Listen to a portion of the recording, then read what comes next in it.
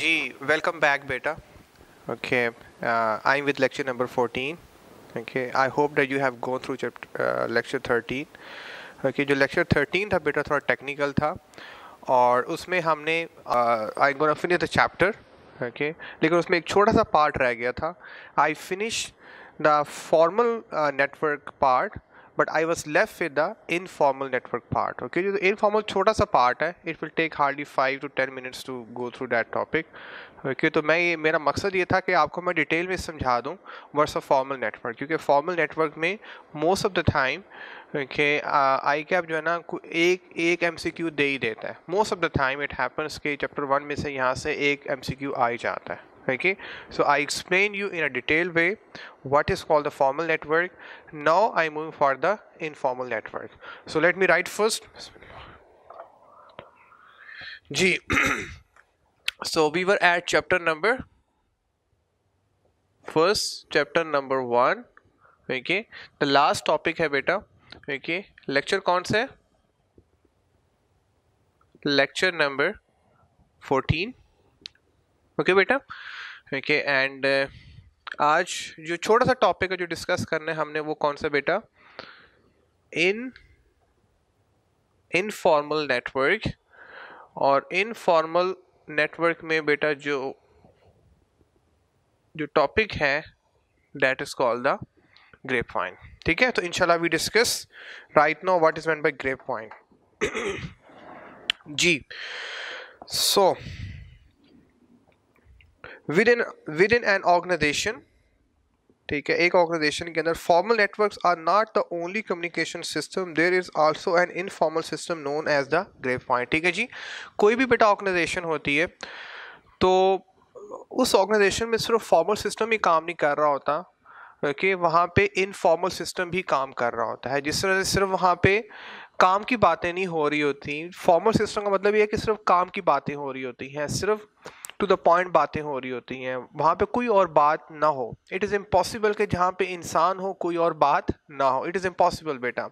जहाँ पे इंसान होंगे वहाँ पे उनकी अपनी पर्सनल गपशप होगी, उनकी पर्सनल बातें होंगी, कि एक कुलीग दूसरे कुलीग के बारे में कुछ बातें कर रहा होगा, दूसरा तीसरे के बारे में कुछ बातें कर रहा होगा, तो ये सिलसिला चलता रहेगा. जहाँ पे भी इंसान होंगे वहाँ पे इंसान मतलब अपने मकसद के अलावा भी दूसरी बातें करना वो उसको बहुत पसंद है. Like he likes to do other conversation.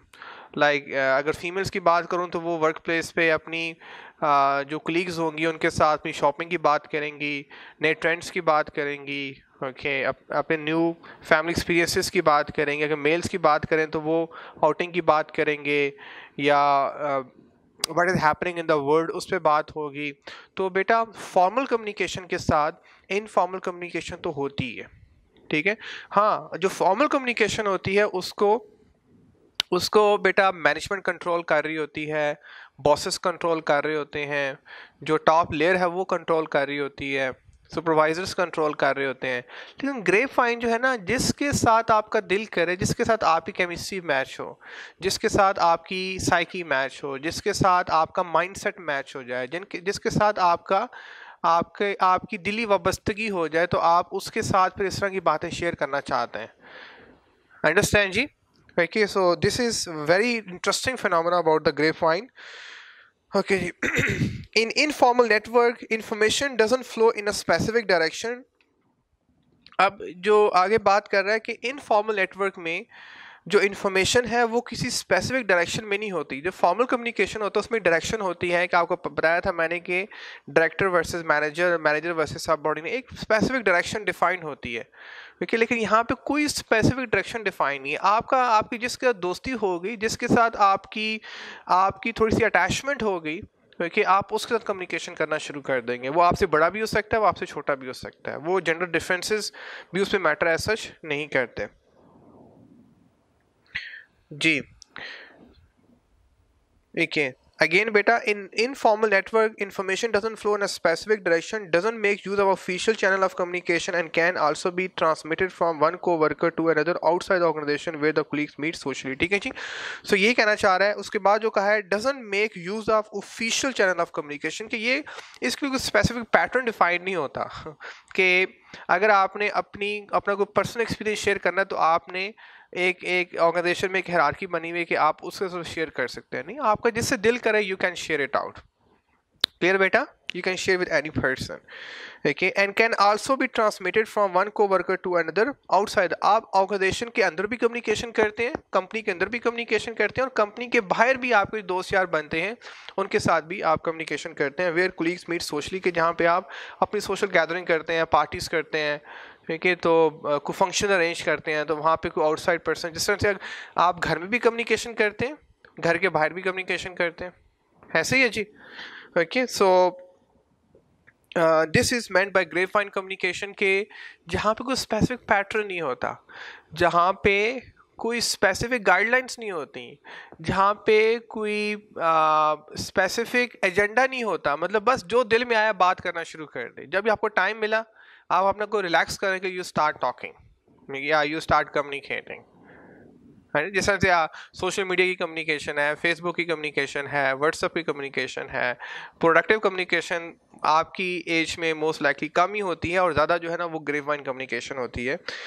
Okay, grapevine communication. Now I move for the next paragraph, second last paragraph. Grapevine communication doesn't follow formal lines of hierarchy and are not control by the man. हाँ, मैंने कुछ shape बनाना भूल गया था. इसकी जो shape आप कोई भी बना सकते हो, कोई स्पेसिफिक बेटा डायरेक्शन तो है नहीं, तो आप इसकी शेप जो है ना वो इस तरह भी बना सकते हैं जैसे आपका बेटा दिल करे, ऐसे करके. मतलब यहाँ पे कम्युनिकेशन ऐसे जा रही है, सपोज यहाँ से कम्युनिकेशन ऐसे जा रही है, फिर ऐसे आ रही है, फिर ऐसे जा रही है, फिर ऐसे.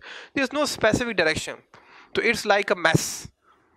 देखिए, इट्स ओके. आप बाकी जितने भी पैटर्न्स थे उसमें एक स्पेसिफिक आपको एक एक एक ना वो पैटर्न नजर आता था. तो it's a patternless, I must say. Clear बेटा? सो ये कहना चाह रहा है कि grapevine message don't follow formal lines of hierarchy. There is no formal lines of hierarchy, there is no formal structure, and are not controlled by the, and nobody can control it. ठीक है, मतलब हम control नहीं कर सकते. जिस तरह से जब आप क्लास में बैठे होते हैं तो जब तक टीचर आपके सामने होता है तो टीचर कंट्रोल कर रहा होता है, तो वो जो कम्युनिकेशन है बेटा वो फॉर्मल कम्युनिकेशन है. लेकिन जो ही टीचर क्लास से चला जाता है, वो इन बिटवीन जो गैप आता है दूसरे टीचर के आने तक, आप इन बिटवीन क्या कुछ नहीं कर रहे होते, वो जो कम्युनिकेशन है उस पर मैनेजमेंट कुछ नहीं कर सकती, टीचर्स कुछ नहीं कर सकते, वो आपकी अपनी पर्सनल है. ठीक है. So it is perceived by most of the employees as being more credible and reliable than a message sent through formal communication channel by the top management. This is very interesting, very interesting. Okay जी, कि कुछ organisation में इस distance, if I talk about the army, if I talk about जो भी intelligence agencies होती हैं, अगर वो फॉर्मल पैटर्न में कम्युनिकेशन करेंगे तो पता होगा कि यार ये बंदा इंटेलिजेंस का है, तो वहाँ पे फिर जो असल खबर है, जो एक्चुअल जो इंसिडेंट है वो छुपाया जाता है. लेकिन वो आपको वो अपना भेस बदल के बेसिकली वो सारी इन्वेस्टिगेशंस कर रहे होते हैं. वो मतलब लोगों में भी होते हैं, लेकिन हमें पता नहीं होता कि ये इंटेलिजेंस के लोग हैं. देखिए, तो ये कौन सी कम्युनिकेशन है कि जहाँ पे एक स्पेसिफिक पब्लिकली डिफाइंड नहीं है कि ये पर्सन क्या क्या काम कर रहा है. तो कुछ ऑर्गेनाइजेशन में, आर्मी में, इंटेलिजेंस में, इवन ऑर्गेनाइजेशन में भी ऐसा होता है कि कुछ लोग होते हैं कि जो उनको टास्क कुछ और असाइन किया होता है. वो मार्केटिंग का पर्सन हो सकता है, वो अकाउंट्स का पर्सन हो सकता है, वो एडमिनिस्ट्रेशन का पर्सन हो सकता है. लगता बाजार ये है कि वो कोई और टास्क परफॉर्म कर रहा है, ओके, लेकिन जो उसकी एक्चुअल ड्यूटी होती है वो कुछ और होती है जो डिस्क्लोज नहीं की जाती. तो यहाँ पे मकसद ये होता है कि क्योंकि फॉर्मल नेटवर्क में कई बातें छुप जाती हैं, वो डिस्क्लोज नहीं हो पाती. ठीक है, लेकिन ग्रेपवाइन में फिर आपको मतलब आप पर्सनल बातें भी, आपको ऐसी बातें पता चलना शुरू होती हैं कि जो नॉर्मल कन्वर्सेशन में जाहिर नहीं होती. क्लियर बेटा? और आर्मी में जो इंटेलिजेंस के लोग होते हैं मोस्ट लाइकली वो ग्रेपवाइन में फॉल करते हैं, जहाँ पे top management is getting the right information what is happening around. जिस तरह से कई दफ़ा ऐसा होता है बेटा कि इंटेलिजेंस वाले लोग जो हैं वो रेडी मतलब वो होता है ना बेटा कि उन्होंने वो सब्ज़ी की वो रेडी लगाई हुई है या फ्रूट की रेडी लगाई हुई है, वहाँ से वो सारी इन्वेस्टिगेशन कर रहे हैं. तो एक्चुअल जो उनका जो काम है वो तो इंटेलिजेंस के लोग हैं, लेकिन शो क्या कर रहा है कि he is a he is अ सब्जी फरोश और ही इज अ फ्रूट फरोश। अंडरस्टैंड बेटा? सो ये काम किया जाता है और करना भी चाहिए। Efficient organization make best possible use of grapevine network for constructive purposes. वही कहना चाह रहा है कि ये जो अच्छी ऑर्गेनाइजेशंस होती हैं वो फॉर्मल नेटवर्क पे कम रिलाई कर रही हैं और इस पे ग्रेपवाइन पे ज़्यादा रिलाई कर रही हैं। ओके जी, क्योंकि अब इस तरह से जो बातें निकलती हैं वो एक्चुअल बातें होती हैं, वो रियल बातें होती हैं। लास्ट पैराग्राफ बेटा, however often it is difficult to determine the source of original message। Okay, अब ग्रेपवाइन में बेटा ये होता है कि जिस तरह से अब मैं आपकी बात करूं कि क्लास में कोई बच्चों ने गड़बड़ कर दी है, कोई डिसिप्लिनरी उन्होंने कोई ऐसा कोई काम कर दिया है। ओके, अब ये कौन सी कम्युनिकेशन की उन्होंने? ग्रेपवाइन कम्युनिकेशन, क्योंकि फॉर्मल कम्युनिकेशन तो अलाउ नहीं करती है ऐसा काम करने की। अब उन्होंने जो कम्युनिकेशन की वो ग्रेपवाइन कम्युनिकेशन की, इनफॉर्मल कम्युनिकेशन की। जब पूछा जाएगा तो हर बंदा मुकर जाएगा कि मैंने तो ऐसा नहीं किया। घर में भी ऐसा होता है अक्सर औकात कि आप भाई बहन को काम गलत होता है तो हर दूसरे को ब्लेम कर रहा होता है। तो ग्रेपवाइन में हमें ये नहीं पता होता कि काम किया किसने, तो ओरिजिनल सोर्स को ढूंढना बड़ा डिफिकल्ट हो जाता है which creates a limitation and make it difficult to ascertain authenticity of a grapevine information। तो फिर हमें रियली नहीं पता होता कि वाकई इस पर्सन ने ये काम किया, ये वाकई इस पर्सन ने ये बात की है, क्योंकि वो बात कोई ओन नहीं करना चाहता। देखो फॉर्मल कम्युनिकेशन में उसकी रिस्पॉन्सिबिलिटी है, वो ओन करेगा कि मैंने बात की है, कि यू आर रिस्पॉन्सिबल। लेकिन ग्रेपवाइन में आपको खुद नहीं पता कि ये बात कहाँ से निकली। ठीक है, जैसे हमारे कल्चर में ना छड्डू सॉर्ट ऑफ थिंग्स, तो वो बात कोई किसी ने छड़ दी, किसी ने बात ऐसी कर दी, अफवाह फैला दी, अब नहीं पता कि अफवाह कहाँ से निकली। क्लियर बेटा? Okay, it may also aim at serving the self interest of individual and group to spread rumours. वही आगे बात कर रहा है कि ये रूमर्स फैलाने के लिए, रूमर्स होता है बेटा कि अफवाहें फैलाने के लिए, और लोग अपने, कुछ लोग पेट के बड़े हल्के होते हैं, क्योंकि वो नहीं रह सकते, उनके साथ जो भी होता है वो डिस्कस करना चाहते हैं। ओके, वो अपना पर्सनल या दूसरों को टॉन्ट करने के लिए भी ऐसी कम्युनिकेशन की जाती है। तो जहाँ बेसिकली पर्पस ये होता है कि आपकी अपनी सेल्फ ईगो इन्वॉल्व हो जाती है, आपकी अपनी मैं इन्वॉल्व हो जाती है, आपकी अपनी बातें इन्वॉल्व हो जाती हैं, आप अपने एक्सपीरियंस को ज़्यादा मैटर करते हो, आप अपनी ओपिनियन को ज़्यादा जो है ना वो दूसरों को डिस्कस करना चाहते हो। तो दिस इज बेसिकली का ग्रेपवाइन कम्युनिकेशन। इंशाल्लाह बेटा इसको हम डिटेल में पढ़ने वाले हैं, क्योंकि आगे चैप्टर 2 में okay I think so कि it's a complete, yes chapter 2 में it's a complete topic, don't worry about it। बल्कि आगे भी फर्दर जगहों पे भी आपको ग्रेपवाइन ये बार बार आपको मिलेगा, क्योंकि that is playing a very important role in your life, the grapevine communication। okay ji, so बेटा I am done with chapter number 1। okay, thanks to the Almighty that I completed my chapter number 1। okay, I really appreciate you as well that you are with me till here। okay, और as we move on इंशाल्लाह, क्योंकि chapter 1 में क्योंकि अभी आपकी base बन रही है तो आपको थोड़ा डिफिकल्ट लगेगा शायद कि या व्हाट इज हैपनिंग, कभी बात इधर जा रही है कभी इधर जा रही है, लेकिन अभी आगे का हम बहुत स्ट्रीमलाइन होने वाले हैं बेटा। ठीक है, आगे फर्दर जो कम्युनिकेशन होगी वो फर्दर हम इसको स्क्वीज करने वाले हैं और थोड़ा तेज चलने वाले हैं। okay, so that's it from chapter number 1।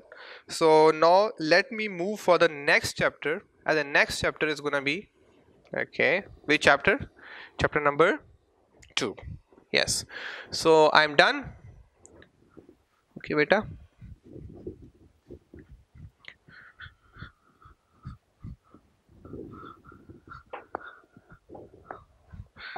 okay, so here I come।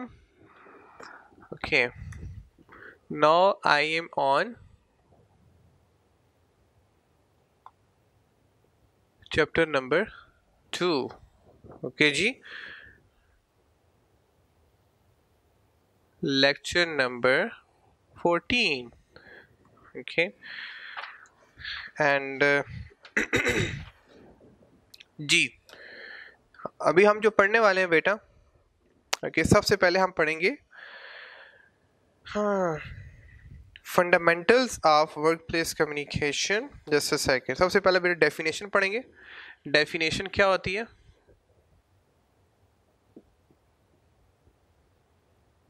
बेटा? पिछले जो फर्स्ट चैप्टर हमने पढ़ा था सिर्फ हमने कम्युनिकेशन की डेफिनेशन पढ़ी थी। अभी हम यहाँ पे जो पढ़ने वाले हैं बेटा बिजनेस कम्युनिकेशन की डेफिनेशन, अब उस डेफिनेशन को हमने बिजनेस कॉन्टेक्स्ट में लेकर आना है कि बिजनेस में उसकी क्या तारीफ होती है. So definition of business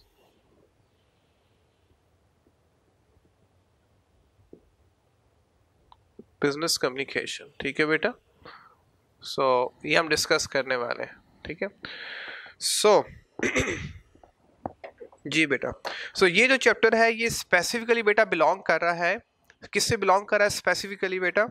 chapter 2 जो बिलोंग कर रहा है ये वर्क प्लेस से बिलोंग कर रहा है. देखिए ये ऑर्गेनाइजेशन से बिलोंग कर रहा है. चैप्टर 1 में जो मोस्टली बातें की हैं वो हमने जनरल बातें की, कम्युनिकेशन होती क्या है. देखिए एक सेंडर होता है, एक रिसीवर होता है, इनकोडिंग होती है, डिकोडिंग होती है, मीडियम होता है, चैनल होता है, फीडबैक होता है. जनरल हमने कन्वर्सेशन की है कि what is meant by communication.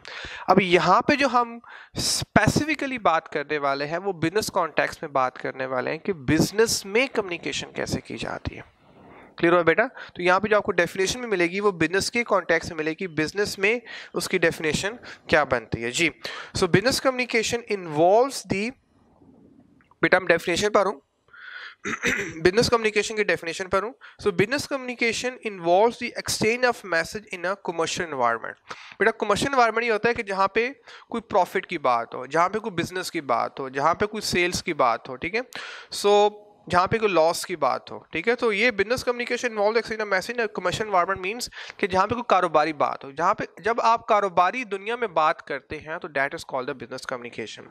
So reason for exchanging messages include, हाँ वो उसमें से 4 रीजंस दिए हैं. It can be like 100 reasons but he just given 4 reasons that why we communicate in business environment, in commercial environment. The first point is to promote a product. या तो हम अपनी प्रोडक्ट को मार्केट करना चाहते हैं, जिस तरह से आपको मार्केटिंग नज़र आती है, बिल बोर्ड नज़र आते हैं. आई मस्ट से कि आधा पाकिस्तान तो हमारा मार्केटिंग में लगा हुआ है कि हर जगह हर रोड पे आपको मार्केटिंग नज़र आती है. अगर आप कराची में जाए तो कोई दीवार आपको खाली नहीं मिलेगी जहाँ हर जगह आपको मार्केटिंग ही मार्केटिंग नज़र आएगी. So to promote a product, service और ऑर्गेनाइजेशन इटसेल्फ. ठीक है जी, तो जहाँ पे आप जो चीज़ बनाते हैं उसकी जब मार्केटिंग करनी होती है, ओके, या जो आप जिस तरह से जो एजुकेशन इंस्टीट्यूट्स हैं या जो बैंक्स हैं वो कुछ चीज़ बना नहीं रहे हैं लेकिन वो सर्विसेज प्रोवाइड कर रहे हैं. ठीक है, तो वो भी अपनी कम्युनिकेशन करते हैं. और ऑर्गेनाइजेशन इटसेल्फ, या जब ऑर्गेनाइजेशन आपस में कम्युनिकेशन करती है, उसके एम्प्लॉइज आपस में कम्युनिकेशन करते हैं. सो एक ही उसने बुलेट पॉइंट में 3 डिफरेंट पॉइंट्स बता दिए हैं कि जब हम प्रोडक्ट की मार्केटिंग करना चाहते हैं, या आप सर्विसेज का बताना चाहते हैं, या ऑर्गेनाइजेशन इटसेल्फ जब आपस में, जब एम्प्लॉइज आपस में कम्युनिकेशन करते हैं, स्टाफ आपस में कम्युनिकेशन करते हैं, तो that is called the business communication. The second bullet point, to inform and share information within a business. Yes yes, ये उससे रिलेट कर रहा है बेटा. पहला पॉइंट ज़्यादा रिलेट कर रहा है, वो आउटसाइड से रिलेट कर रहा है कि क्योंकि हम जो मार्केटिंग करते हैं वो भी आउटसाइड करते हैं, जो सर्विस को बताते हैं वो भी आउटसाइड करते हैं. और ऑर्गेनाइजेशन अपने बारे में बताना चाह रही है, वो दूसरों को बताना चाह रही है, पब्लिक को बताना चाह रही है कि this company is all about this, like Nestle ये कंपनी है, या पेप्सी, वो अपनी मार्केटिंग बार बार कर रहे होते हैं. ऑर्गेनाइजेशन अपना इमेज डेवलप करना चाह रही है. यस, और सेकंड बेटा ये है कि to inform and share information within a business. अब जो आपस में यहाँ पे स्पेसिफिकली जो बात हो रही है वो इंटरनल की बात हो रही है. जब इंटरनली मैनेजमेंट या स्टाफ आपस में जब वो कम्युनिकेशन कर रहे होते हैं तो that is also called a business communication. अब थर्ड क्या बेटा, टू रिक्वेस्ट अ डिसीजन, कि जहाँ पे आपने कोई फैसला करना है. देखिए सपोज आपने कोई फैसला करना है, अब suppose you go to a shop, you go to a market, तो आप वहाँ पे फैसले करने जाते हो. I have to buy this thing. आपने शर्ट खरीदनी है, आपने ग्रॉसरी खरीदनी है, आपने कोई इलेक्ट्रॉनिक्स की कोई चीज़ खरीदनी है, तो आप उस खरीदने के लिए आपको डिसीजन करना है. डिसीजन करने के लिए you have to get the information. You call a salesman, he comes to you and he tells you all about the specification of that specific product जो आप बाय करने वाले हो. तो वो टू रिक्वेस्ट अ डिसीजन के उस decision को करने के लिए आप जो रिक्वेस्ट करते हो वो उससे डिमांड करते हो कि यार मुझे ऐसी इन्फॉर्मेशन दो कि उस इन्फॉर्मेशन के बेस पे मैं अच्छा एक डिसीजन कर सकूं. ठीक है, कि मैंने कौन सी प्रोडक्ट खरीदनी है. बेटा क्लियर हो गया. So third part, to request a decision, जहाँ पे भी आप कोई फैसला अब जिंदगी, अब बेटा बिजनेस कम्युनिकेशन में हम मोस्टली जो कम्युनिकेशन करते हैं वो कि अब right now you are making a decision. Okay, you requested me and you are making decision कि ये बिजनेस कम्युनिकेशन क्या होती है, ग्रेपवाइन क्या होती है, फॉर्मल नेटवर्क क्या होता है, सेंडर क्या होता है, रिसीवर क्या होता है, मीडियम क्या होता है, चैनल क्या होता है। तो आपने उसकी फिर आपने फैसले कहाँ पे करने हैं, आई कैप में जाके कर रहे हैं, ठीक है। लेकिन उसके लिए आप रिक्वेस्ट करते हैं, you are requested to rise, you are requesting me to tell you okay about BC, and you're requesting other teachers to tell about the QM and IT and English. Clear जी? And the last point, to persuade a recipient of something. Ultimately बेटा, चाहे वो आपकी personal life में communication हो या business में communication हो, जब भी हम कम्युनिकेशन करते हैं उसका मकसद बेटा ये होता है कि अल्टीमेटली कि आपने मार्केटिंग की तो अब आप एक्सपेक्ट करते हैं कि या वो परसुएड हो गए वो आपकी प्रोडक्ट खरीदे। तो होता है to persuade recipient of something, कि वो आपका उस पर कोई एक्शन परफॉर्म करे। सिर्फ बताना मकसद नहीं होता, मैं आपको सिर्फ समझा रहा हूँ, समझाना मकसद बेटा बिल्कुल नहीं है। ओके, समझाने के बाद उसके मुताबिक अमल करना is a real thing. Again again I am saying, हम ये समझते हैं बेटा कि हम ये समझते हैं कि सिर्फ जो है वो एक चीज़ का हासिल करना, एक चीज़ को जानना ही नॉलेज है। असल नॉलेज बेटा था, applied knowledge is power, knowledge is not power. Knowledge तो आजकल बहुत है, नॉलेज की भरमार, हर दूसरा बंदा पढ़ा लिखा है, लेकिन फिर भी देखेंगे कि माशरे में क्या हो रहा है।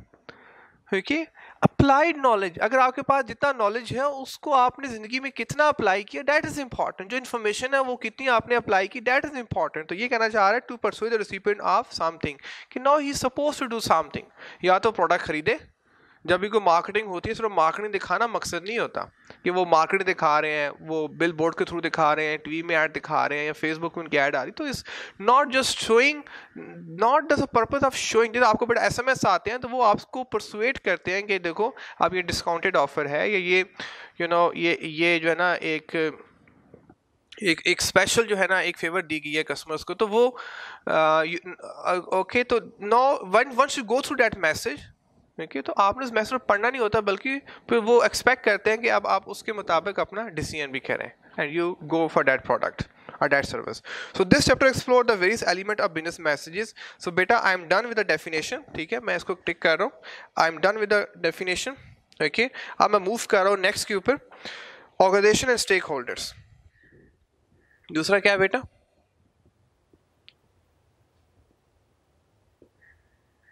ऑर्गेनाइजेशन। ये बेटा है 1 पॉइंट, ये था बेटा 1.1 और ये है बेटा 1.2, ठीक है। Organizations and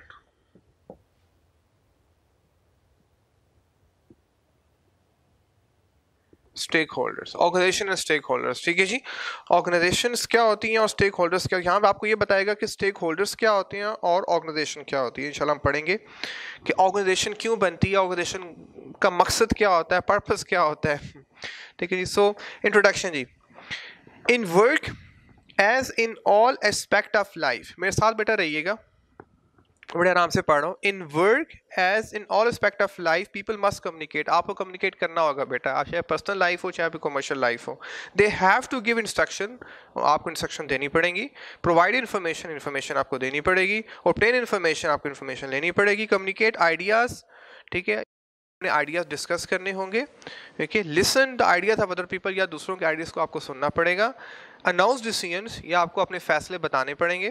tell other people what they intend to do and so on, ठीक है, आपको सारी कम्युनिकेशन करनी पड़ेगी, so on and so forth. Again I am saying बेटा, in work as in all aspect of life people must communicate, आप communication बगैर रह नहीं सकते। This we have studied in chapter number 1। They have to give instructions, provide information, obtain information, communicate ideas, listen to the ideas of other people, announce decisions, tell other people what they intend to do and so, ठीक है, आपको ये सारे काम करने पड़ेंगे, and so on and so forth. This is not इसके अलावा भी आप बहुत ज़्यादा काम करते हैं जी। The effectiveness of an organisation depends to large extent on the effectiveness of a communication by its employees and managers, and employ, ठीक है जी।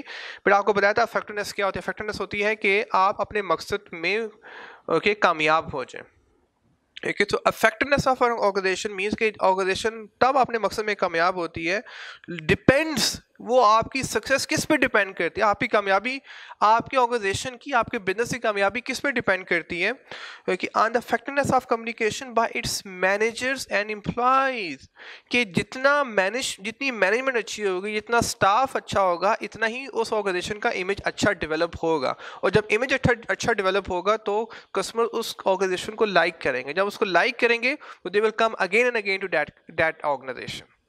ये बात बड़ी टेक्निकल है कि एक ऑर्गेनाइजेशन के पास चाहे जितना मर्जी पैसा हो, चाहे जितनी मर्जी अच्छी प्रोडक्ट हो, चाहे जितनी मर्जी अच्छी सर्विसेज वो डिफाइन की हुई हो, लेकिन वो उस वक्त तक कामयाब नहीं हो सकती, उस वक्त तक वो इफेक्टिव नहीं हो सकती जब तक उनकी मैनेजमेंट, देखिए जिस तरह से राइस की बिल्डिंग इंपॉर्टेंट नहीं है, देखिए मैं एज अ बॉडी इंपॉर्टेंट नहीं हूँ, आप जो एक्सपेक्ट कर रहे हो वो गुड कम्युनिकेशन एक्सपेक्ट कर रहे हो, देखिए सो जितनी अच्छी कम्युनिकेशन होगी इतना ही अच्छा इमेज डेवलप होगा आपके जहनों में, और जितना अच्छा इमेज डेवलप होगा you will definitely like that organization. बड़ा क्लियर हुआ, देखिए now next paragraph is the previous chapter emphasized the point that message sender should understand both the recipient and context in which the message is to be sent in order to maximize effectiveness of communication। अब यहाँ पे बता रहा है कि previous chapter में हमने, पहले चैप्टर में हमने पढ़ा क्या, उसका मकसद क्या था। तो previous chapter emphasise the point that the message sender should understand both the recipient, कि आपको पता हो कि रिसीवर कौन होता है, रिसिपिएंट कौन होता है, एंड द कॉन्टेक्स्ट, और हमने कॉन्टेक्स्ट भी पढ़ा था कि रिसिपिएंट किस कॉन्टेक्स्ट में है, उसके मुताबिक आपने फॉर्मल कम्युनिकेशन करनी है, इनफॉर्मल करनी है, कॉन्फिडेंशियल करनी है, नॉन कॉन्फिडेंशियल करनी है, इंटरनल करनी है वर्सेस एक्सटर्नल करनी है, अर्जेंट करनी है वर्सेस नॉन अर्जेंट करनी है। हम पढ़ चुके हैं पहले इसको। तो हमने सिर्फ ये पढ़ा था कि रिसिपिएंट कौन होता है, सेंडर कौन होता है, कॉन्टेक्स्ट क्या होता है, बेसिक चीजें पढ़ी थी। Messages in which the message is to be send in order to maximise, कि हम अपनी जनरल कन्वर्सेशन को कैसे इफेक्टिव बना सकते हैं, वहाँ पे हमने ये पढ़ा था कि एक जनरल जो आपकी लाइफ की कम्युनिकेशन होती है, एक आम कम्युनिकेशन, एक कॉमन कम्युनिकेशन होती है, उसको हम कैसे इफेक्टिव बना सकते हैं। इस चैप्टर में क्या पढ़ने वाले हैं, दिस चैप्टर फर्दर एनालिसिस, देखिए द कॉन्टेक्चुअल कंसिडरेशन, वो दोबारा इस कॉन्टेक्स्ट को, अब वहां पे जो हमने कॉन्टेक्स्ट डिस्कस किया था वो जनरल कॉन्टेक्स्ट डिस्कस किया था, यहाँ पे जो डिस्कस करेंगे of organization, this chapter further analysis the contextual characteristics of organizations, ठीक है, and how they may impact the environment in which the messages are communicated in the workplace। तो यहाँ पे हम बेटा जो बात करने वाले हैं वो ऑर्गेनाइजेशन के कॉन्टेक्स्ट में बात करने वाले हैं, बिजनेस के कॉन्टेक्स्ट में बात करने वाले हैं कि किस तरह का बिजनेस होगा। तो वहाँ पे हमने डिस्कस किया था कि किस तरह का पर्सन होगा, तो उसके मुताबिक आपने कैसे कम्युनिकेशन करनी है, फॉर्मल करनी है, इनफॉर्मल करनी है, वो हमने डिस्कस किए हैं।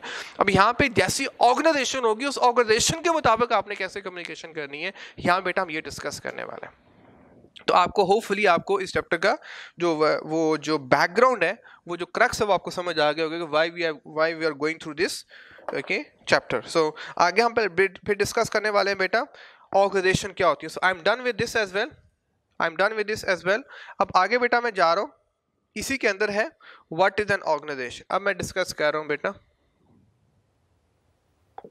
What is N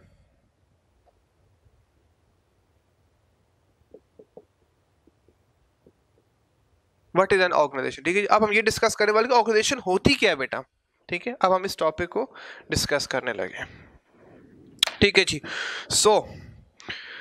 G definition पढ़ो बेटा, मेरे साथ रहना, डेफिनेशन पर हूँ।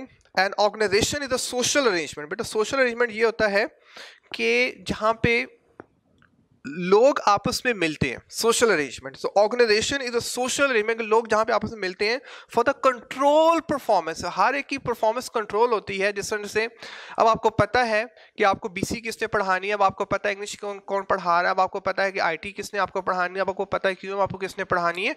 सो यू नो ओके, तो जहां पे हर एक की परफॉर्मेंस कंट्रोल होती है, मतलब कोई अपनी मर्जी के अगेंस्ट कोई काम परफॉर्म नहीं कर सकता। लाइक आप ऑर्गेनाइजेशन की बात करें तो वहाँ पे कोई मार्केटिंग वाले होंगे, अकाउंट्स वाले होंगे, कोई एडमिनिस्ट्रेशन वाले होंगे, क्योंकि तो हर एक की अपनी परफॉर्मेंस है जो वो अपनी परफॉर्मेंस के रिस्पॉन्सिबल है, और हर एक की परफॉर्मेंस को उस काम की बेस पे कंट्रोल किया जा रहा होता है। ये नहीं कि आपको जो दिल करे आप काम करना शुरू कर दें, ठीक है। तो ऑर्गेनाइजेशन में सोशल अरेंजमेंट होता है, लेकिन कंट्रोल होता है कि हर एक को, हर पर्सन को कंट्रोल किया जा रहा होता है, उसके काम को कंट्रोल किया जा रहा होता है।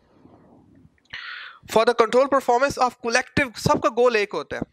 अब हम सबका गोल, हम जितने भी टीचर आपको पढ़ा रहे हैं, हम सबका गोल एक है कि you become a good chartered accountant, that's it okay. जिस तरह से एक अगर मैं मैन्युफैक्चरिंग प्लांट की बात करूँ, वहाँ पे सपोज बाइक्स बन रहे हैं, ओके, मैन्युफैक्चर हो रहे हैं, असेंबल्ड हो रहे हैं, तो वहाँ पे सबका गोल क्या है? हाँ, काम डिफरेंट होंगे, ओके, लेकिन सबका गोल क्या है? कलेक्टिव गोल क्या है? वो एक ही है कि टू असेंबल और to manufacture the bikes.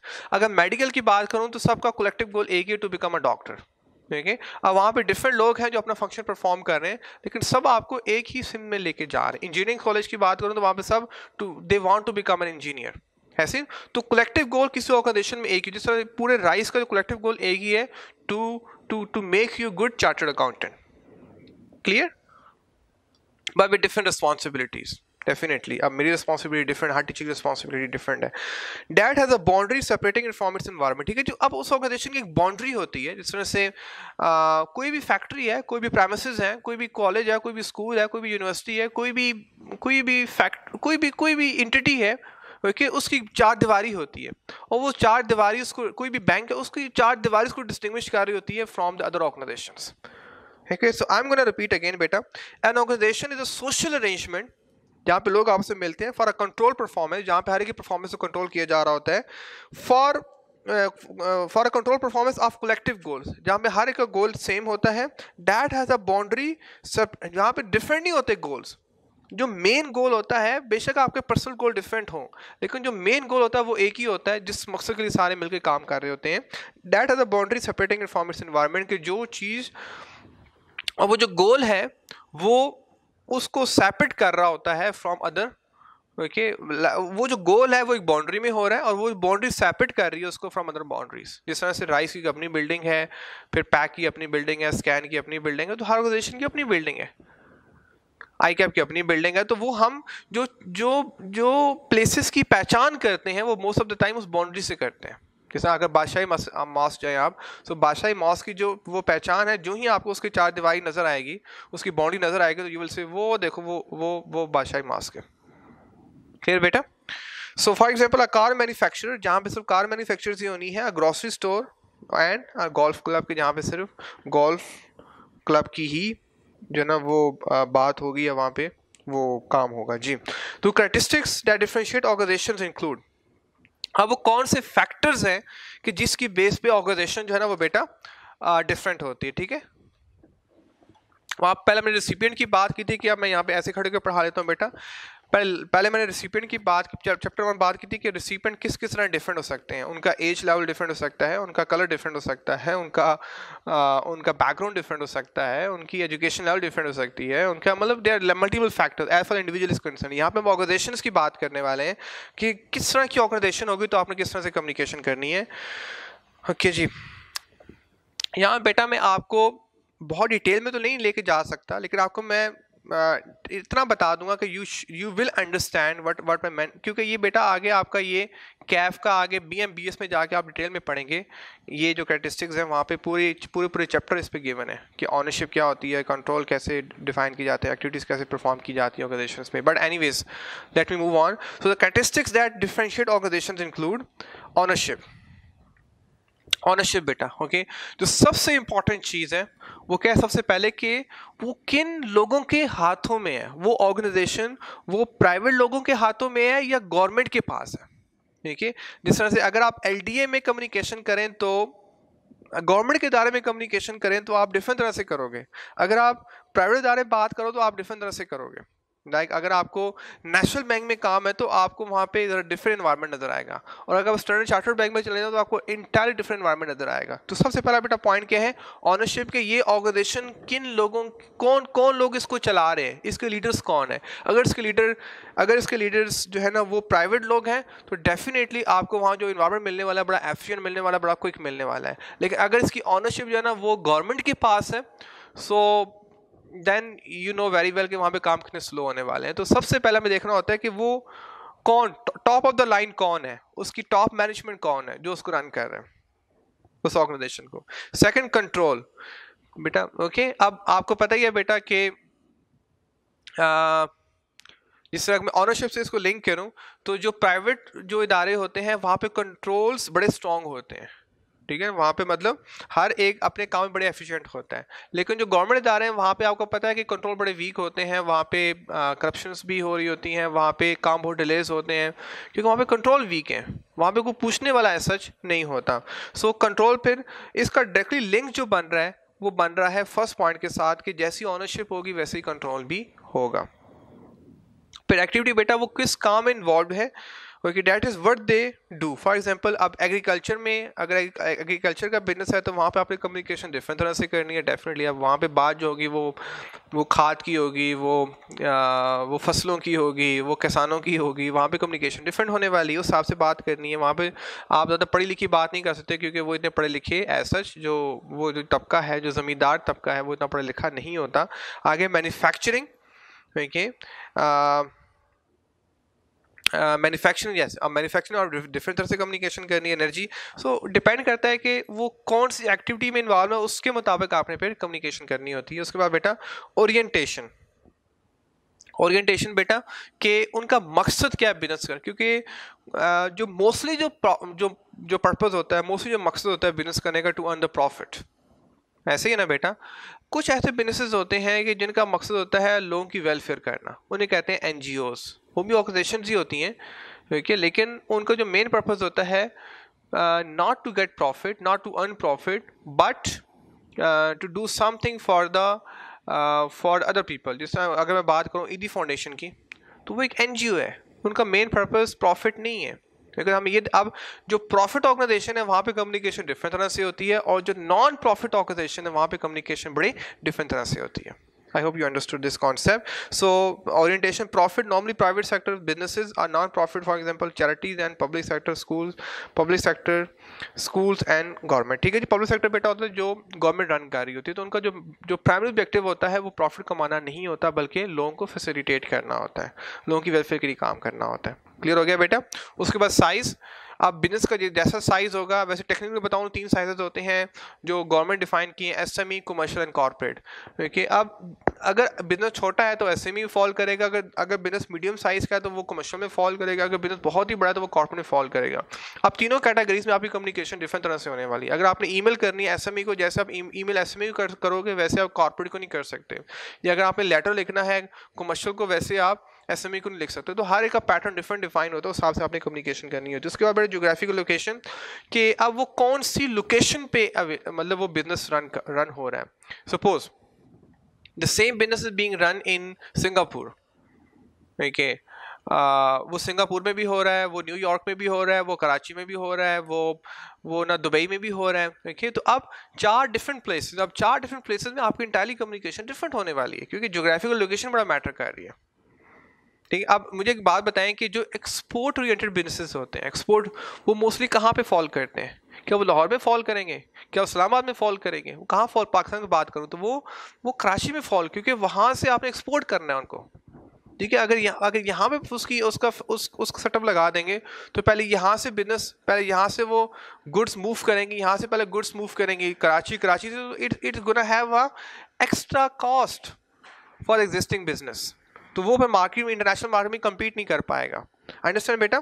So geographic location बड़ा मैटर करती है, जिस लोकेशन में बिजनेस वो सेटअप उसका लगाया जा रहा होता है उसके मुताबिक उस प्लेस के रूल्स एंड रेगुलेशन के मुताबिक आपने कम्युनिकेशन करनी होती है। लीगल स्टेटस, अब वो गवर्नमेंट में किस तरह से रजिस्टर्ड है, उसकी लीगल एंटिटी क्या है। लाइक अब 3 तरह के होते हैं, लाइक इनकॉर्पोरेटेड बेटा ये वो बिजनेस होते हैं कि जो स्टॉक एक्सचेंज में रजिस्टर्ड होते हैं। अब यहाँ पे जो कम्युनिकेशन होती है इंटायरली डिफरेंट वे में होती है। देन पार्टनर्स जो होते हैं जहाँ पे कुछ लोग मिलके बिजनेस चला रहे होते हैं। अब इनकॉर्पोरेटेड में होता है कि पूरी दुनिया से लोग इन्वेस्टमेंट करते हैं स्टॉक एक्सचेंज में जाकर उस बिजनेस में, तो वहाँ पे कम्युनिकेशन वेरी डिफरेंट वे में होती है। पार्टनरशिप में कम्युनिकेशन डिफरेंट वे में होती है। और सोल प्रोप्राइटर होता है जहाँ पे सिर्फ सोल मीन एक, जहाँ पे सिर्फ एक पर्सन उस बिजनेस को रन कर रहा है, वहाँ पे कम्युनिकेशन बड़ी डिफरेंट वे में होती है। क्लियर हो गया बेटा। ओके, सो उसके बाद सोर्स ऑफ फाइनेंस की, इसको पैसा कहाँ से प्रोवाइडेड है, कि क्या अगर इसमें सारा पैसा मालिक का होगा तो फिर डिफरेंट वे में कम्युनिकेशन होगी, क्योंकि भाई मालिक बड़ा उसमें फियरफुल होगा, सारी इन्वेस्टमेंट उसकी लगी हुई है, तो वहाँ पे बड़ा वो केयरफुल कम्युनिकेशन करने वाला है। और अगर उसमें ज़्यादा बिजनेस का, उसमें ज़्यादा अगर बैंक का पैसा है या उसमें फाइनेंसिंग बेटा होता है कि उसको उन्होंने कहाँ से बारो किया हुआ पैसा, अगर इन्वेस्टर्स का पैसा है, अगर बैंक्स का पाकिस्तान की बात करूं तो फिर बिजनेस में इतने सीरियस एज सच नहीं होते अगर उनकी अपनी पूरी इन्वेस्टमेंट हो। तो सोर्स ऑफ फाइनेंस भी देखना होता है कि यहाँ पे बेसिक इन्वेस्टमेंट कहाँ से की गई है। ठीक है बेटा, देखिए ये इंशाल्लाह अभी आप आगे डिटेल में पढ़ने वाले हैं। देखिए बल्कि आपको मैं एक बात बता दूं बेटा कि अभी इस लेवल पे आपको ज़्यादा डिटेल में जाने की भी ज़रूरत नहीं है, क्योंकि ये इंशाल्लाह आप BMBS में जब कैफ में जाएंगे तो you will study in very much detail कि ये सारे पॉइंट्स, वहाँ पूरा पूरा चैप्टर है एक एक पॉइंट के ऊपर। But I hope you understood this concept till now. और उसके बाद बेटा है टेक्नोलॉजी। टेक्नोलॉजी की वहाँ पे अब टेक्नोलॉजी की बात करूँ, सपोज आपने एक लेटर फॉरवर्ड करना है और वो लेटर आप दो तरह से फॉरवर्ड कर सकते हैं, चाहे आप पोस्ट ऑफिस थ्रू फॉरवर्ड कर दें या आप TCS थ्रू फॉरवर्ड कर दें। अब दोनों में जो फैसिलिटीज़ है वो ज़मीन आसमान का फ़र्क है। अब एक आपका डाक के थ्रू जा रहा है, वहाँ पे वो रजिस्टर में लिखेंगे पहले, ओके, वो खाता बनाएंगे, उसका रजिस्टर में लिखेंगे, आपको पर्ची देंगे। और दूसरा जो है TCS में वो आपको नंबर एलोकेट कर देंगे, आप उसको ट्रैक भी कर सकते हैं। सो टेक्नोलॉजी का डायरेक्ट इम्पैक्ट होता है आपके कम्युनिकेशन पैटर्न्स पे। अंडरस्टैंड बेटा? सो उसने कुछ फैक्टर डिफाइन कर दिए हैं, इसके अलावा भी कई फैक्टर्स हैं जो देखने होते हैं, but I hope you understood this concept. तो सबसे पहले हमने डिस्कस किया कैरेक्टरिस्टिक में ऑनरशिप को डिस्कस किया, हमने ऑनरशिप देखनी होती है प्राइवेट लोगों के हाथ में या पब्लिक लोगों के हाथ में, उसके मुताबिक हमने कम्युनिकेशन करनी है। सेकंड हमने डिस्कस किया कंट्रोल, कि वहाँ पे कंट्रोल सख्त है तो वहाँ पे कम्युनिकेशन में डिफरेंट तरह से करनी है, अगर कंट्रोल लूज है तो फिर डिफरेंट तरह से कम्युनिकेशन करनी है। फिर एक्टिविटी कि वो कौन से बिजनेस में इन्वॉल्व है, किस तरह का बिजनेस, उसके मुताबिक कम्युनिकेशन करनी। फिर हमने ओरिएंटेशन पढ़ा बेटा प्रॉफिट, कि वो चाहे वो प्रॉफिट के लिए काम कर रहे हैं या वो लोगों की वेलफेयर के लिए काम, उसके मुताबिक हमने कम्युनिकेशन करनी होती है। फिर साइज़ की बात की, जैसा बिजनेस का साइज, जितना साइज़ बड़ा या छोटा उसके मुताबिक हमने कम्युनिकेशन करनी होती है। It's not easy to communicate, हमने सारे फैक्टर देखने उसके बाद ही हमने प्रॉपर कम्युनिकेशन करनी होती है। उसके बाद बेटा हमने जोग्राफिकल लोकेशन का पढ़ा, जोग्राफिकल लोकेशन के जिस लोकेशन पे बिजनेस सेटअप किया जाता है उसके मुताबिक हमने कम्युनिकेशन करनी होती है। दैन लीगल स्टेटस भी डिस्कस के वो गवर्नमेंट के खातों में किस तरह से रजिस्टर, उसके मुताबिक हमने कम्युनिकेशन करनी। लाइक उसमें हमने इनकॉर्पोरेटेड का पढ़ा कि जो स्टॉक एक्सचेंज पर रजिस्टर्ड होता है बिजनेस, वहाँ पर डिफरेंट तरह से कम्युनिकेशन होती है। दैन पार्टनरशिप डिफरेंट वे में कम्युनिकेशन होती है। Then sole proprietor different way में कम्युनिकेशन की जाती है। दैन सोर्स ऑफ फाइनेंस के उसको फंडिंग कहाँ से हो रही है, उसको पैसा कहाँ से प्रोवाइड किया जा रहा है, उसके मुताबिक कम्युनिकेशन करनी। Then last but not the least we discuss technology की, जैसे अगर हाई टेक्नोलॉजी होगी वहाँ भी कम्युनिकेशन आप टेक्नोलॉजी थ्रू करेंगे, ईमेल्स करेंगे, आप सोशल मीडिया का इस्तेमाल करेंगे। अगर टेक्नोलॉजी वहाँ पे ज़्यादा नहीं है तो फिर आप कन्वेंशनल जो हमारा तरीका है लाइक पेन एंड पेपर आप वो इस्तेमाल करने वाले हैं। ठीक है, सो knowledge of the above will assist the, सारे पॉइंट खत्म हो गए बेटा। Now move further, knowledge of the above will assist the sender in adopting the appropriate communication medium channel and, उसके मुताबिक फिर आपने इन सारे पॉइंट्स का नॉलेज रखने के बाद फिर आपने उसके मुताबिक मीडियम का इंतखाब करना होता है, उसके मुताबिक फिर आपने चैनल का इंतखाब करना, और उसके मुताबिक फिर आपने अपना कंटेंट होता है, उसके मुताबिक आपने मैसेज डिफाइन करना होता है। ठीक है जी, आप मीडियम क्या होता है जी, कुछ बिजनेसेस में आप ईमेल्स कर सकते हैं, कुछ बिजनेसेस में आप लेटर फॉरवर्ड करेंगे, कुछ बिजनेस में आप खुद जाके मिलेंगे, तो ये डिफरेंट मीडियम हो गया। आप कुछ बिजनेसेस में आपको TCS करना पड़ेगा, कुछ बिजनेसेस में आप पोस्ट ऑफिस थ्रू भी काम चला सकते हैं। तो ये उसके मुताबिक आपने उसी लेटर का चैनल डिफाइन करना है कि जैसा बिजनेस होगा उस मुताबिक आपने चैनल डिफाइन करना है। और कंटेंट आपके अल्फाज, अगर आप एक मैसेज फॉरवर्ड कर रहे हैं गवर्नमेंट इदारे को और एक वही मैसेज आप फॉरवर्ड कर रहे हैं किसी बैंक को, ठीक है, तो दोनों में कम्युनिकेशन, दोनों के अल्फाज जो है ना बड़े डिफरेंट होने वाले हैं, दोनों की बड़ी डिफरेंट। अगर आपने एक कम्युनिकेशन नेशनल बैंक में करनी है, दूसरी कम्युनिकेशन आपने MCB या HBL या स्टैंडर्ड चार्टर्ड बैंक में करनी है, तो वहाँ पे कम्युनिकेशन आपको भी डिफरेंट वे में होने वाले हैं। बल्कि मैसेज सेम होगा, कंटेंट होता है कि उस मैसेज को सपोर्ट करने के लिए जो हम वर्ड्स का इस्तेमाल करते हैं, जो लहजे का इस्तेमाल करते हैं, जो बॉडी लैंग्वेज का इस्तेमाल करते हैं, वो वेरी करता है, वो डिफरेंट होता है। ठीक है जी, so I am done till here. Now I move for the why the organisations exist. ठीक है जी, अब मैं, ठीक है, ये पॉइंट मेरे डिस्कस हो गए, मैंने इस पॉइंट को भी डिस्कस कर दिए। ठीक है, this point is also done. ठीक है, अब नेक्स्ट पॉइंट बेटा मैं डिस्कस करने वाला हूं कि व्हाई द ऑर्गेनाइजेशंस एग्जिस्ट। ठीक है जी, उसी के अंदर है बेटा why the organisations exist. Why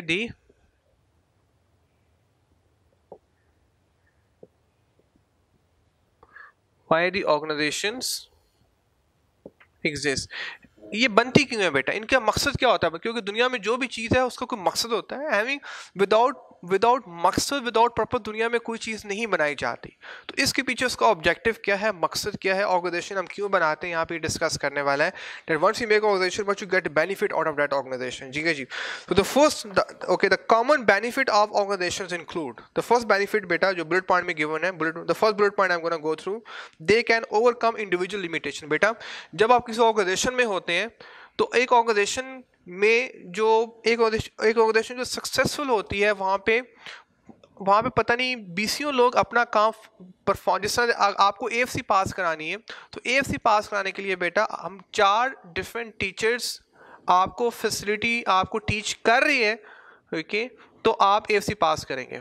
अब लिमिटेशन है, एज अ ह्यूमन लिमिटेशन है, शायद मुझे क्यूएम का भी आता हो, शायद मुझे आरटी का भी आता हो, शायद मुझे इंग्लिश का भी आता हो, लेकिन मेरी लिमिटेशन है कि मैं एट वन टाइम एक ही काम कर सकता हूँ, ठीक है। लेकिन मैं जब एक काम कर रहा हूं तो ऑर्गेनाइजेशन में बाकी लोग आपको हेल्प आउट कर रहे हैं उस एक ऑब्जेक्टिव को अचीव करने में। तो ये कहना चाह रहे हैं कि आपकी लिमिटेशन है, आप एज अ ह्यूमन आपकी एक एनर्जी लेवल है, आप एक ही काम में अपने को खपा सकते हैं, एक ही काम परफॉर्म एट वन टाइम आप एक ही काम कर सकते हैं। तो बाकी काम जो है ना वो फिर आपकी लिमिटेशंस बन गई, फिर उस लिमिटेशन को दूसरे लोग फुलफिल कर रहे हैं, ठीक है जी। सो ये कहना चाह रहा है कि they can come individual limitations के हर एक की लिमिटेशन होती हैं, लेकिन हर एक की लिमिटेशन दूसरा पर्सन उसकी लिमिटेशन को फुलफिल कर रहा होता है। तो इस तरह से जब हर कोई आपस में मिल के काम, इसे कह रहे हैं यूनिटी इज पावर। तो जब सारे मिल के काम कर रहे होते हैं तो फिर वो लिमिटेशन आपको नज़र नहीं आती और ultimately you achieve your goal. The first point. The second is they can enable specialization, कि जब आप एक ही काम में लग जाते हैं तो आप उसमें एक्सपर्ट बन जाते हैं, आप स्किलफुल बन जाते हैं, ठीक है। स्पेशलाइजेशन स्पेशलाइज होता है कि आप एक ही काम में, और साइंटिफिकली कहते हैं कि अगर आप एक काम में तकरीबन 3 साल उसमें प्रैक्टिस करते हैं, जैसे डॉक्टर्स हैं तो वो तकरीबन 3 साल प्रैक्टिस करते हैं, मतलब एमबीबीएस के बाद वो हाउस जॉब करते हैं, फिर स्पेशलाइज करते हैं, उसके बाद वो स्पेशलिस्ट बनते हैं। इस तरह से आप लोगों को जो स्पेशलिस्ट बनना है, क्योंकि आप लोग भी लेकिन आप लोग जो डॉक्टर हो वो अकाउंट्स के डॉक्टर हो, आप जो डॉक्टर हो वो बिजनेस के डॉक्टर हो। लेकिन आप डॉक्टर कैसे बनोगे, जब आप कैफ के बाद जब आर्टिकलशिप पे जाओगे तो वो जो प्रैक्टिसिंग है, प्रैक्टिसिंग एक मतलब you are practising again and again the same stuff again and again, that's how you become specialize. ये कहना चाह रहा है कि जब आप एक ही काम को परफॉर्म करना शुरू कर देते हैं तो then you become specialized. The third point is synergies can be identified that save both time and money. Definitely synergies, जब डिफरेंट एनर्जीज का ब्लेंड होता है, जब डिफरेंट एनर्जीज आपस में मिलती हैं, ठीक है, तो बहुत जो ना वो मोर्जे होते हैं। लाइक अब 4 एनर्जीज मिल रही हैं, क्योंकि क्यूएम की एनर्जी मिल रही है, आईटी की एनर्जी मिल रही है, इंग्लिश की और बीसी की, 4 एनर्जीज मिल के आपको एएफसी पास करा रही है, you become a magic, understand. तो सिनर्जी बेटा होता है जिस तरह से हम कहते हैं 2+2, अच्छा हम कहते हैं सिनर्जी, जस्ट सेकेंड, सिनर्जी हम बेटा कहते हैं 1+1, कभी आपने सुना होगा 11, हालांकि 1+1 तो 2 होता है, मैथमेटिकली इज 2, बट 1+1 इज 11, क्योंकि यूनिटी इज पावर, क्योंकि कि जब लोग आपस में मिलते हैं तो उनकी परफॉर्मेंस कई गुना बढ़ जाती है, क्योंकि क्या इसलिए कहते हैं ना कि बरकत होती है, इकट्ठे काम करने से बरकत होती है, मिलजुल के काम करने से बरकत होती है। सिनर्जीज होता है मिलजुल के काम करना। या if I talk about suppose बेटा, another example I give you, look very odd, 2+2 क्या होगा बेटा, 2+2 क्या होगा नॉर्मली 4 होगा, लेकिन सिनर्जी केस में 4 नहीं होगा, ओके, ये 5 होगा या 6 होगा या 7 होगा, डिपेंडिंग अपॉन के कितने वो ना डेडिकेट होके आपस में वो काम कर रहे हैं, कितना वो क्लोज होके आपस में काम कर रहे हैं, लाइक, और जितना वो एक दूसरे का ख्याल करेंगे इतनी ही उनकी productivity, that's called synergical impact, ठीक है जी। So synergies can be identified that can both save time and definitely जब इकट्ठे मिलकर काम करते हैं तो आपके पैसे भी सेव होते हैं, देखिए, क्योंकि आपका काम कोई दूसरा आपको हेल्प आउट कर रहा है, आपका जो काम है वो तो आपने करना ही करना है, लेकिन कुछ ऐसे भी काम है कि जो आपका टाइम सेव करते हैं बेटा, जिस तरह से इफ़ आई टॉक अबाउट के सारे काम अगर आप खुद ही करना शुरू कर दो, सपोज आप खुद ही लॉन्ड्री करना शुरू कर दो, अगर आप हॉस्टल में रह रहे हो आप खुद ही पकाना शुरू कर दो, ओके, आप खुद ही जो है ना वो क्लीनिंग करना शुरू कर दो, ओके, सफाई करना शुरू कर दो, तो you gonna waste hell of time, okay. तो सिनर्जिकल इम्पैक्ट क्या होता है कि आप वो काम दूसरों को डेडिकेट कर दो, देखिए सपोज आप लॉन्ड्री बाहर से करवा लो तो आपके पास टाइम काफ़ी सेव हो गया। जब आपका टाइम सेव हो गया ओके, तो वही टाइम आप लगा सकते हो अपनी पढ़ाई पे। बेटा बात क्लियर हुई? देखिए तो जो बड़े लोग होते हैं वो सिर्फ अपने आप को खपाते हैं अपने रियल मकसद में, बाकी जितने भी काम है छोटे मोटे वो सारे डेडिकेट कर देते हैं, डेलीकेट कर देते हैं कि ये काम लॉन्ड्री काम ये कर देगा, सफाई का काम ये कर देगा, कुकिंग मेरी ये कर देगा। इससे बेटा फिर आप फोकस रहते हैं अपने मकसद में। जब अपने मकसद में फोकस रहते हैं तो आप अपने मकसद को जल्दी अचीव कर जाते हैं, जिससे आपके पैसा भी आपका सेव होता है। Like in other way around कि आपको उसमें ज़्यादा टाइम नहीं लगाना पड़ता। सपोज अगर आप सीए, एक बच्चा सीए कर रहा है 6 साल में, एक कर रहा है 8 साल में, एक कर रहा है 5 साल में, देखिए तो वो जिसने ज़्यादा सिनर्जिस्टिकल इम्पैक्ट में रहा वो उसने ज़्यादा पढ़ाई की तो उसने जल्दी सीए हो गया, उसके पैसे भी सेव हुए, उसका टाइम भी सेव हुआ। He will go quickly in the practical life and once he go quickly in the practical life तो वो बाकियों से भी आगे जल्दी मूव ऑन करेगा। बड़ा क्लियर हो गया जी।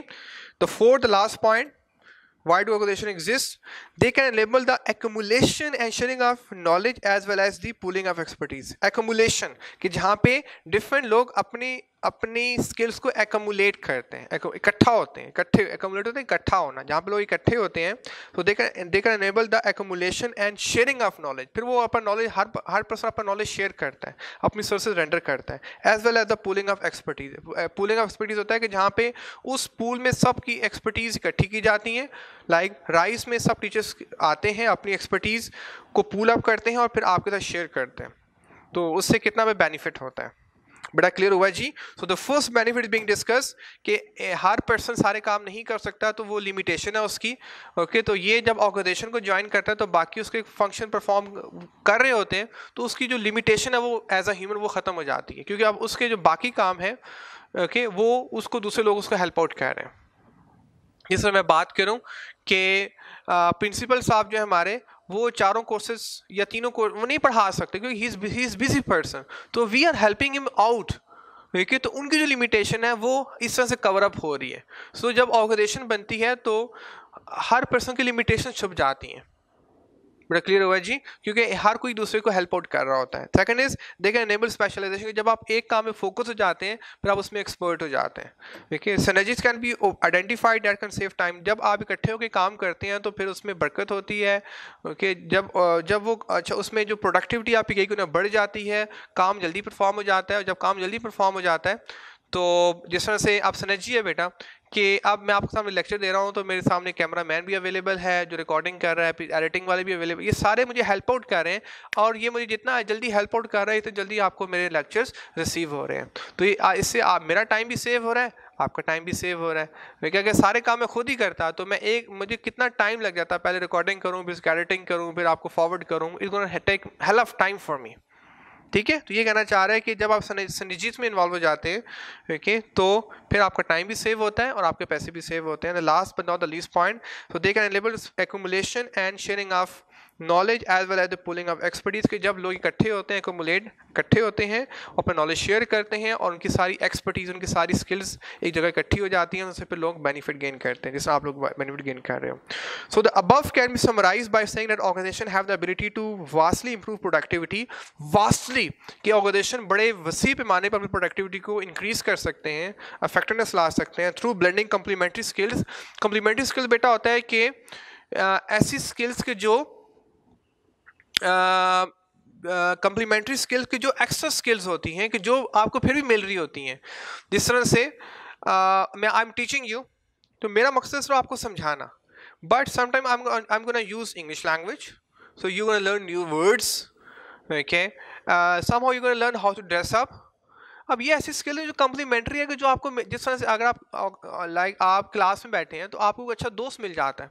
आप वहाँ पे पढ़ने आए थे लेकिन आपको एक अच्छा दोस्त मिल गया जिसने आपको बड़ा हेल्प आउट कर दिया, तो this is called the complementary skill. कि जब लोग आपस में मिलते हैं तो सिर्फ उनको मकसद का बेनिफिट नहीं होता बल्कि उसके अलावा भी उनको ज़िंदगी में कई ऐसी चीज़ें मिल रही होती हैं कि जो उनको आगे लाइफ में बड़ी उनको हेल्प करती हैं, असिस्ट करती हैं।